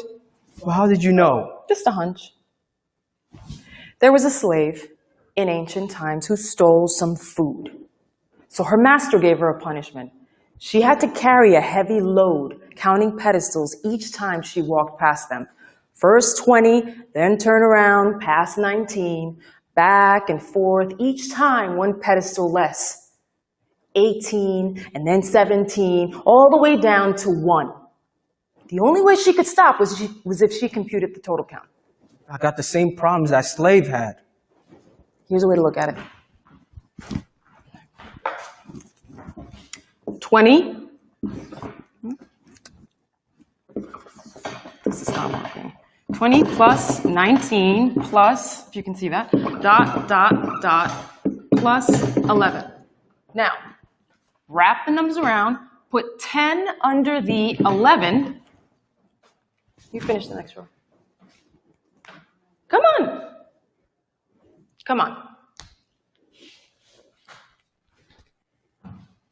Put 1 under the 20 and keep going.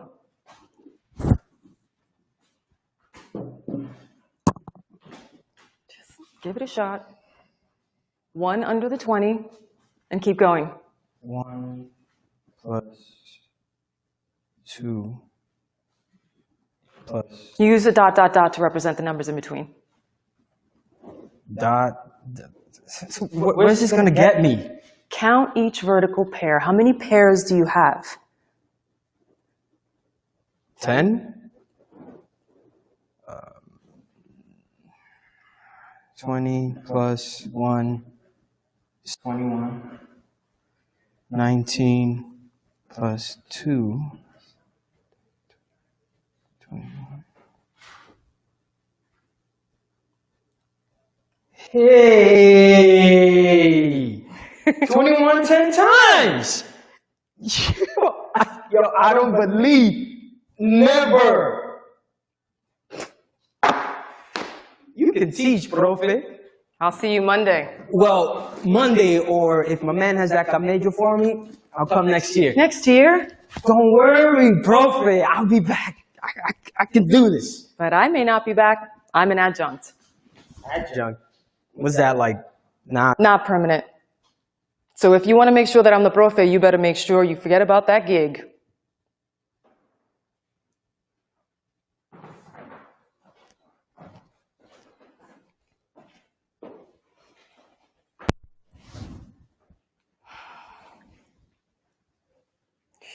I shouldn't have told him about myself. It was unbelievable. I mean, I never would have said any of that if... 9 out of 10, professors. Why so weak, friend? 9 out of 9. You know what? You're unbelievable too. Each one of us is an occurrence of a 0 probability event. Impossible? No, not really. It's like when the weather forecast says there's a 0 probability chance of rain, and then it rains. Each one of us is... My privacy. He could have found any of that information on the internet. A boy like that. A child I don't have. Otis. Already on his way to a cycle of crime and poverty. Do you know what it's like to help him to a flash of insight? That warmth! Can any money or discovery match that?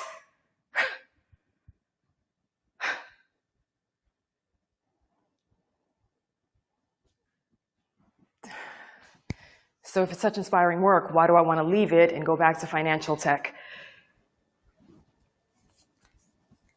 Do you condemn me? You don't know what the income of an adjunct professor is like. And if you do know, you must be an adjunct. It's not a real income. I'm eligible for food stamps. Without the savings that I have from corporate consulting, I'd need food stamps. Or I can be like Mary Lou down the hall, camping out in her office. Over half the college teachers in this country are adjuncts.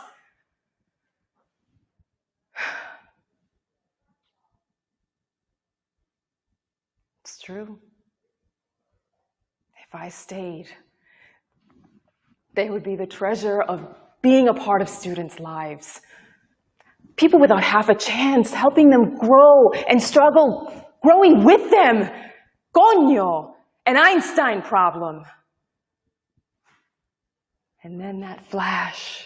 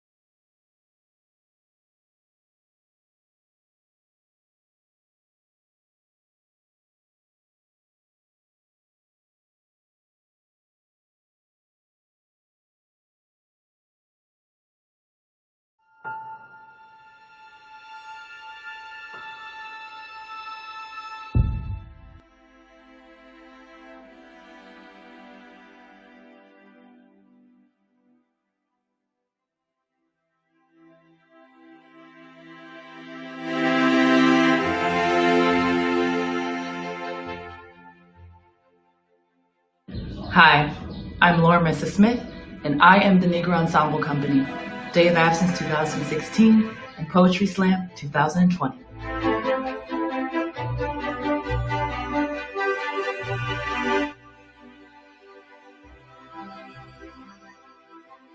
Hi, I'm Chaz Rubin, and I am NEC. It all began for me in 2015 with a lovely malfunction, and then in 2016 with a day of absence, and finally in 2017 with the Soldier's Play.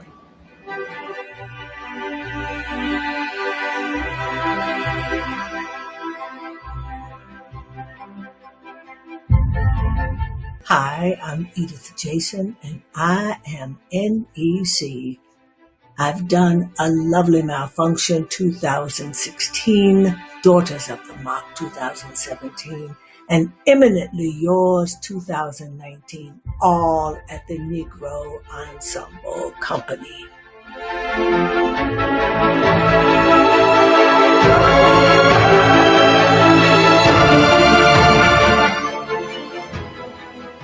Hi, my name is Michelle Baldwin, and I am NEC, Video Tech Designer, Charles Weldon Memorial, Eminently Yours, and Grandma's Quilt, Negro Ensemble Company.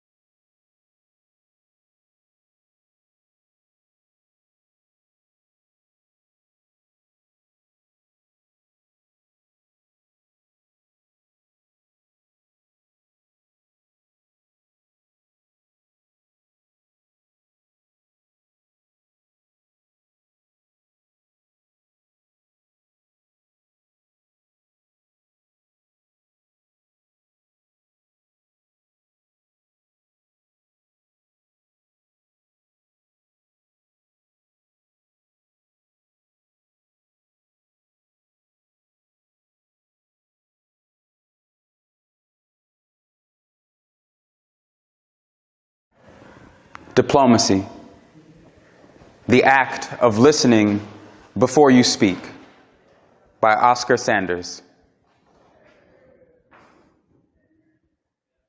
I know what killed me. I know what killed me. Silence, assuming that racial and political unrest won't touch me. I know what killed me.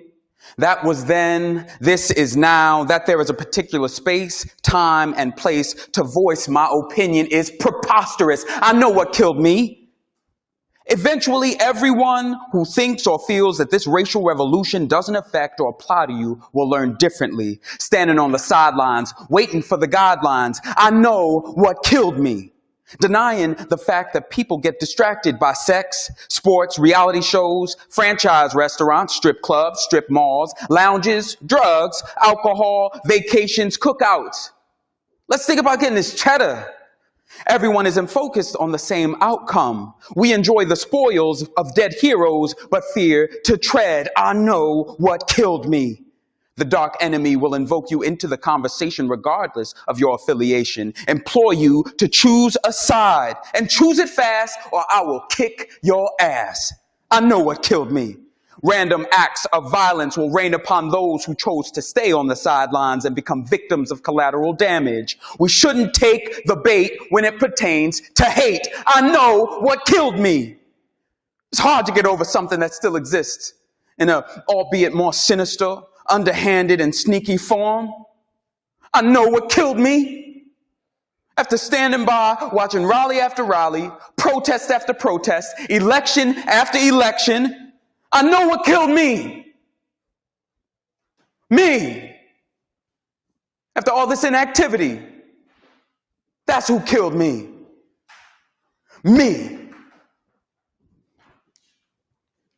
Scumbags and scallywags. Scumbags and scallywags, stock slags, venom tags. Don't you try to move them mags. There's a difference when you trashing me. You got the wrong driving skills, so you crashing me. Where your answers, B? Push your game up the hill, it's in fashion, B. Random tree. Yo, run that shit, homie. You know that's...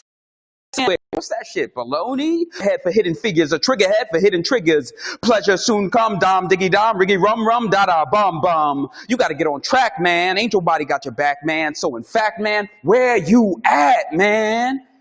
Trying to figure this shit out, man. There were no traces. I remember when Rap City was in the basement. I'm not institutionalized. I don't write menus for friends who intend to offend you, but then do what's in you. Ignore the negative, accentuate the positive. Running with the bulls, hiding from the lions. We inhabit the same spaces. We show up at the same places. I show up some places, leave, and be gone forever. It's simple, ain't it? Nah, but quite clever. System addicts. System in tatters. Sand system matters. Statues growing higher than ladders. Constant chatter. When can we stop climbing ladders? When can we stop gathering resistance? The commitments, the insistence to stop against it. Or them who are not allies. Them who continue to spew lies, lies against the truth, lies against the youth. Truthful to who? Me and you? Absolutely not. Before I save a racist life, you die, clear sky. You ask why? Read your obituary if you want to know why. Criminal wordplay on Thursdays. Thursdays are turnaways. The Supreme Court ruling any day? Wow. Any day now. 5-4 decision in favor of freedom. We lead them to judgment. The right judgment. The only judgment. I dare you roll back my rights. System addicts.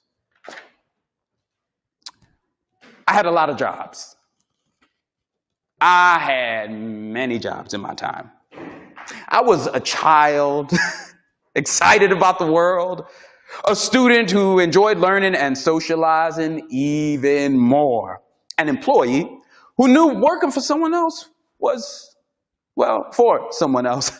A musician unleashed, bearing humane gifts of joy around the world. A poly-addicted substance abuser who never met a drug he didn't like. An inmate who realized I could get used to this shit. A methadone patient with no intention of remaining addicted. A filmmaker with a flair for awards. A licensed methadone counselor who retired when I realized addiction was a cycle. An author who found my voice through purpose. A poet because I realized the citizenry needed to be rallied. And a spoken word performer who chose 10 characters to convey mental awareness, social justice, and analytical force. A multifaceted human being. Damn near polished. This is what I learned, man.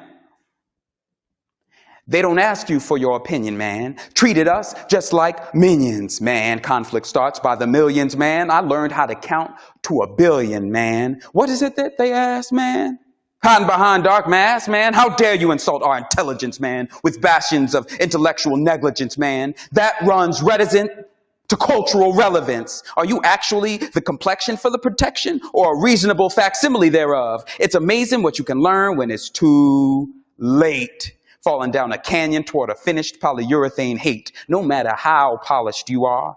I still detect bigotry in your eyes and on your tongue. Every time I'm about to trust you, I have to ask myself, where you from? Pawn shop tactics from a Walmart person stuck away down in the heart of Dixie? Racism got you sick, see? Using an outdated Southern strategy against me? This is what I learned, man.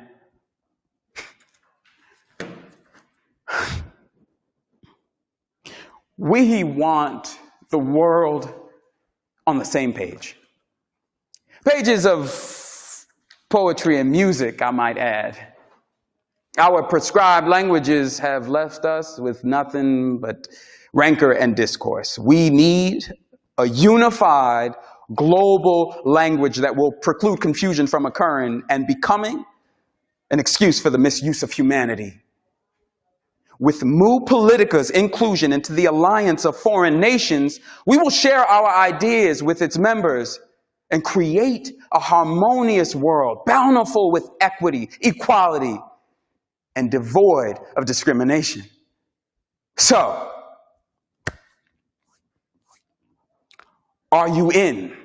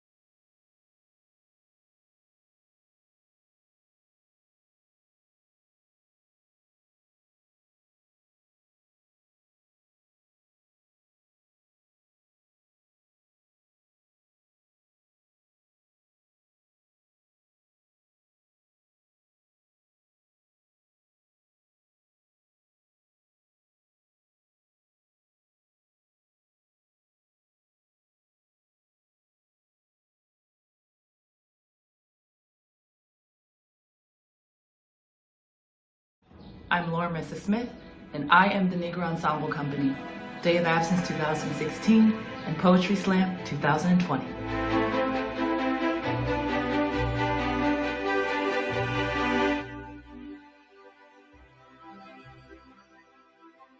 Hi, I'm Chaz Rubin, and I am NEC.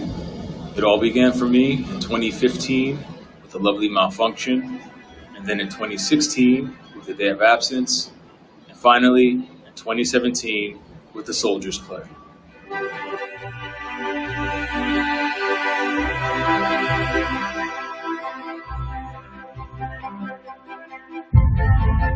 Hi, I'm Edith Jason, and I am NEC. I've done A Lovely Malfunction 2016, Daughters of the Mock 2017, and Eminently Yours 2019, all at the Negro Ensemble Company.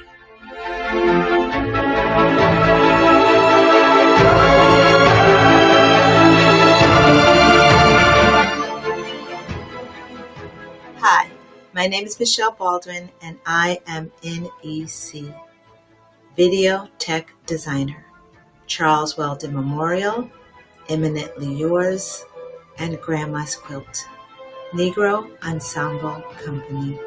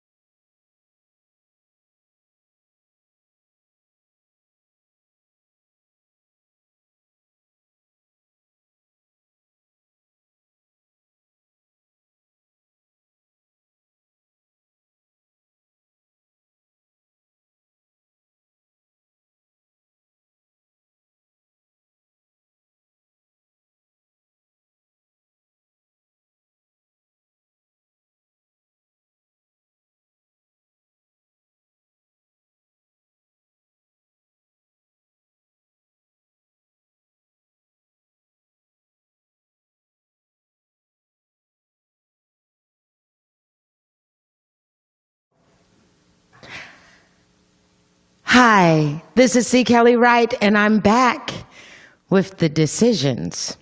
I want to let you know that tonight you have seen 8 readings of plays that we deem are worth your time. The 4 plays in competition would be The Moors by Chris Eli Black, I Love You But by CHRISTINE HSU, Rite of Passage by Devin Porter, who was the winner of the 5-minute competition. So congratulations to Devin. And number 4, The Counting Pedestals by Carlos Jerome.